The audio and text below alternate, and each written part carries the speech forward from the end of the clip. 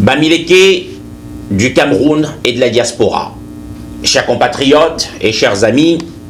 j'ai choisi de m'adresser à vous par cette vidéo pour marquer toute la solennité et l'importance que revêt à mes yeux ce moment. Mon nom est Luc Perry Ouandji, je suis journaliste et intellectuel camerounais. Avec ma famille, je vis en Amérique du Nord, à cheval entre le Canada et les États-Unis d'Amérique. Je préside depuis quelques années aux destinées du réseau des Amis du Cameroun, le RESACAM, une organisation de la société civile qui œuvre beaucoup pour la consolidation de l'unité nationale, le vivre ensemble, le réarmement moral de la jeunesse et bien entendu contre l'ensauvagement de l'espace public. C'est au nom de ces valeurs qui traduisent à souhait la haute idée que j'ai du Cameroun qu'en son temps, je suis personnellement monté au créneau pour condamner et avec fermeté le discours de haine d'une personnalité publique bien connue appelant au massacre des Boulous en représailles de la mauvaise gouvernance et des crimes commis à la tête de l'État par Paul Biya, ressortissant de cette communauté ethnique. C'est aussi par patriotisme qu'en 2021, avec mes camarades du RESACAM et quelques universitaires camerounais, j'ai piloté l'organisation du tout premier symposium national sur l'ensauvagement de l'espace public, convaincu qu'il devenait urgent de sonner le tocsin pour sauver ce qui pouvait encore l'être dans notre société en délitement. En 2022 et 2023, nous avons mobilisé et formé dans les régions du Nord et de l'Ouest près de 10 000 jeunes de toutes les ethnies, toutes les régions et religions aux précieuses valeurs du vivre ensemble, du travail et à la culture de la paix. Que dire des AVE, les ateliers du vivre ensemble, ce programme d'intégration culturelle par lequel nous voulions que chaque Camerounais s'imprègne et assimile la langue et les valeurs culturelles des contrées et villes qu'il habite, quand bien même il n'en serait pas originaire. C'est ainsi qu'en 2022, bien sûr, autour du patriarche Sawa Valère Épée, nous avons financé l'initiation à la langue et aux traditions Douala d'une vingtaine de Camerounais. Mes chers amis, j'ai fait ce rappel historique pour vous apporter la preuve, si c'était nécessaire, que chaque fois qu'il a été question de se tenir aux avant-postes pour le Cameroun, eh bien, j'ai toujours répondu présent. C'est aussi une façon, pour moi, de situer le lieu social et idéologique à partir duquel j'adresse la problématique qui fait l'objet de ma présente prise de parole, à savoir la phobie et la haine du Bamileke au Cameroun. Phobie et haine du Bamileke dont la victime la plus récente s'appelle Maurice Kamto. Il y a quelques semaines de cela, au terme d'une longue réflexion, inspirée par de nombreux témoignages, mes propres observations, mes analyses et mes lectures sur le sujet, je vous faisais savoir mon intention et ma détermination à me dévouer à la lutte contre cette gangrène qui pollue plus qu'on ne le dit la vie publique, les mœurs politiques et bien sûr hypothèque considérablement le destin de notre nation. Je l'avais clairement fait savoir avant que le savant camerounais Achille Mbembe, il y a quelques jours, ne mette de l'eau à mon moulin, confortant mes intuitions et mes inférences en constatant, je cite, la phobie des Bamileke, la peur absolument irrationnelle, la haine presque atavique d'une composante importante de ce qui, il faut le regretter, n'est pas une communauté politique. Fin de citation. Mesdames et messieurs, voici déjà 7 ans que de jour comme de nuit, au cours de messes de minuit, au sein de cabinets noirs, sur les réseaux sociaux et les plateaux de télévision, dans la rue, et souvent toute honte bue, l'on entend ou lit les mots les plus abjects les noms d'oiseaux les plus innommables, les quolibets les plus réducteurs proférés pour désigner, caricaturer, humilier, mépriser et déshumaniser les Bamilékés sans que personne, enfin, pas grand monde, ne s'en offusque ou s'en inquiète. Vous avez sans doute vu des Camerounais appelés ouvertement au génocide des Bamilékés. Vous avez très probablement entendu cette phrase laconique prononcée à la manière d'une sentence et à la fréquence d'un mantra: un Bamiléké ne sera jamais président de la République au Cameroun.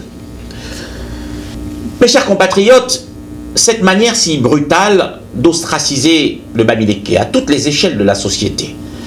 cette outrageuse stigmatisation légitimée par les silences des pouvoirs publics, aurait pu être considérée comme un fait conjoncturel, nourri par les joutes politiques circonstancielles et ponctuelles, si elle n'avait pas déjà un ancrage dans l'histoire qui lui donne précisément la forme et la nature d'un atavisme théorisé à l'origine par la puissance coloniale française, instrumentalisé par le régime dictatorial et néocolonial de Paul Biya et transmis d'une génération à une autre comme on fait un legs. C'est fort de ces faits et constats que je postule aujourd'hui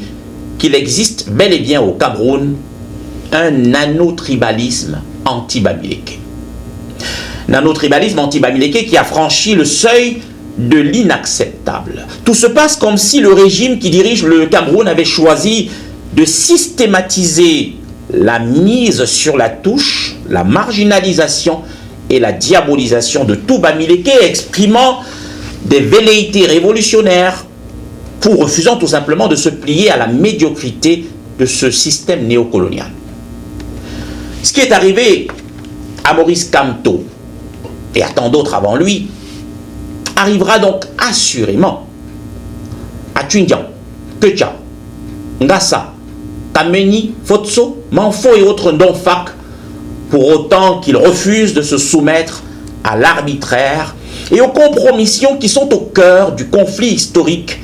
entre le socle des valeurs de la civilisation bamiléké et le système néocolonial qui tient captif le Cameroun depuis bientôt 60 ans.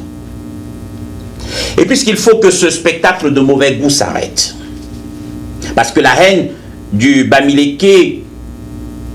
est une question beaucoup trop importante pour être ignorée,